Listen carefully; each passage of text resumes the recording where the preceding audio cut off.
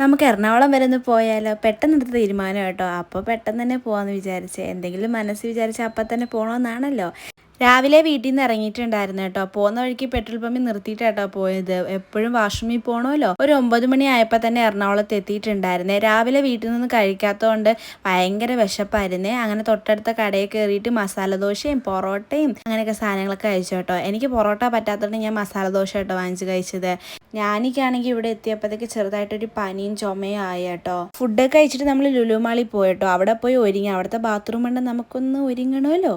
ഒരുക്കമൊക്കെ കഴിഞ്ഞിട്ട് നേരെ ഞങ്ങൾ ചോട്ടുവിനെ വിളിക്കാനായിട്ടോ പോയത്. അവളെ കാണാനുള്ള ഉദ്ദേശത്തിലായിട്ടോ എറണാകുളത്ത് വന്നത് തന്നെ. ചോട്ടു ഇപ്പോൾ പെരുന്നാളുടെ ലീവ് കഴിഞ്ഞ് പോയതേ ഉള്ളൂ കേട്ടോ. 2 ദിവസമായിട്ടൊക്കെ ഉള്ളു പോയിട്ട്. എന്നാലും പോവാലോ എന്ന് വിചാരിച്ചിട്ട് അങ്ങ് പോയതാട്ടോ ഒറ്റ മൈൻഡിൽ. അവൾക്ക് എക്സാം ആയിരുന്നു. എക്സാം കഴിഞ്ഞിട്ട് ഉച്ചയ്ക്ക് ശേഷം അവളെ പോയി വിളിച്ചുകൊണ്ട് വന്നേ. ലുലു മാളിൽ കയറി കറങ്ങിയൊന്നുമില്ല കേട്ടോ. നേരെ ഞങ്ങൾ ഹൈപ്പർ മാർക്കറ്റിൽ പോയി ഫുഡ് കഴിക്കാന്നുള്ള തീരുമാനത്തിലാട്ടോ നിന്നത്. നേരെ നമ്മൾ പോയി ഫ്രൈഡ് ചിക്കനും മജ്മൂസും പിന്നെ ഒരു ഫ്രൈഡ് റൈസാണെന്ന് തോന്നുന്നു കേട്ടോ വാങ്ങിച്ചത്. അതെല്ലാം വാങ്ങിച്ചിട്ട് നമ്മുടെ കലാപരിപാടി അങ്ങോട്ട് തുടങ്ങി. ഇത്തായും കുഞ്ഞിനെയും കാണുന്നില്ല എന്ന് പറഞ്ഞിട്ട് ഞങ്ങൾ അവരെ തപ്പി നടക്കുക കേട്ടോ. ഞങ്ങൾ പോയിട്ട് തിരിച്ചു വന്നപ്പോഴത്തേക്ക് ഇത് അവരിരുന്ന് വെട്ടി വീഴുങ്ങുന്നു. എങ്ങനെ ഇരിക്കുന്നു? ഞാൻ പെട്ടെന്ന് ഫുഡ് കഴിച്ചിട്ട് ഞങ്ങൾ ഇപ്പോൾ വരാമെന്ന് പറഞ്ഞ് നേരെ ഹൈപ്പർ മാർക്കറ്റിൽ പോയിട്ടോ. ഹൈപ്പർ മാർക്കറ്റിൽ നിന്ന് ഒരു കേക്കും വാങ്ങിച്ചുകൊണ്ട് വന്നു കേട്ടോ. കാരണം ഞാനിയുടെ ബർത്ത്ഡേ ആട്ടോ 7-ാം തീയതി.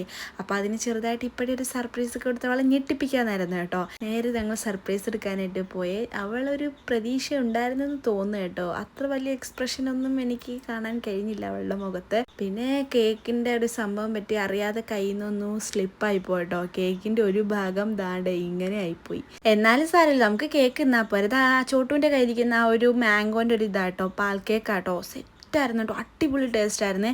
ഞാൻ ഇത്രയും രുചി തന്നെ വിചാരിച്ചില്ല കേട്ടോ. നല്ല മാങ്ങയ്ക്ക് ഇങ്ങനെ കടിക്കാൻ കിട്ടിയതായിരുന്നു കേട്ടോ. പിന്നെ നല്ല നല്ല കാഴ്ചകളും കണ്ട് നേരെ ഞങ്ങൾ വീട്ടിലോട്ട് പോവാം കേട്ടോ. വീട്ടിലോട്ട് പോകുമ്പോഴൊരു ട്വിസ്റ്റ്. ഞങ്ങൾ ചോട്ടുവിനെ കാണാൻ വന്നതല്ലേ. ചോട്ടു പറയുക ഞങ്ങളുടെ തിരിച്ചു വരാൻ അവളുണ്ടെന്ന്. പിന്നെ അവളെയും കൊണ്ട് ഞങ്ങൾ വീട്ടിലോട്ട് വന്നു കേട്ടോ. ഇല്ലാന്നുണ്ടെങ്കിൽ അവിടെ ബഹളവും കരച്ചിലും ആയിരിക്കും. അപ്പോൾ ബാക്കി നാളെ.